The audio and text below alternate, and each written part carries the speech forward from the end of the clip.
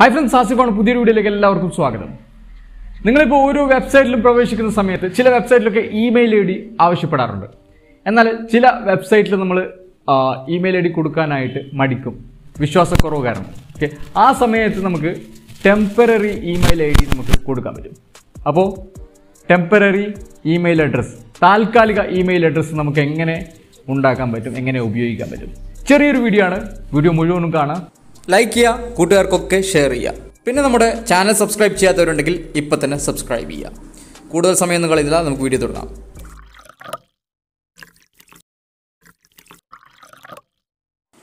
ആദ്യം നിങ്ങളുടെ ഫോണിൽ ഏതെങ്കിലും ബ്രൗസർ ഓപ്പൺ ചെയ്തിട്ട് 10minutesemail.net എന്ന വെബ്സൈറ്റ് ഓപ്പൺ ചെയ്യുക. വെബ്സൈറ്റിൽ താഴോട്ട് പോയി കഴിഞ്ഞാൽ നമുക്ക് ടെമ്പററി ആയിട്ട് താൽക്കാലിക ഇമെയിൽ ഐ ഡി ഇവിടെ നമുക്ക് കിട്ടും. ഇവിടെ നമുക്ക് കോപ്പി ബട്ടൺ കാണാം, അതിൽ ക്ലിക്ക് ചെയ്തിട്ട് ഇമെയിൽ ഐ ഡി കോപ്പി ചെയ്തിട്ട് നമുക്ക് ഉപയോഗിക്കാൻ പറ്റും. അപ്പോൾ ഈ ഒരു ഇമെയിൽ ഐ ഡി നമുക്ക് കിട്ടുന്നത് 10 മിനിറ്റിലേക്കാണ്. അപ്പോൾ 10 മിനിറ്റ് കഴിയാനായി കഴിഞ്ഞാൽ ടെൻഷൻ അടിക്കേണ്ട, നമുക്കിവിടെ റീഫ്രഷ് ബട്ടൺ ഉണ്ട്, അത് ക്ലിക്ക് ചെയ്തിട്ട് വീണ്ടും 10 മിനിറ്റ് നമുക്ക് എക്സ്ട്രാ കിട്ടും. അങ്ങനെ എക്സ്റ്റെൻഡ് ചെയ്തുകൊണ്ടിരിക്കുക. ഇവിടെ റീഫ്രഷ് ബട്ടണിലോട്ട് നമുക്ക് ക്ലിക്ക് ചെയ്യാം. അപ്പോൾ വീണ്ടും 10 മിനിറ്റ് ആയിട്ട് മാറിയത് നിങ്ങൾക്ക് കാണാൻ പറ്റും.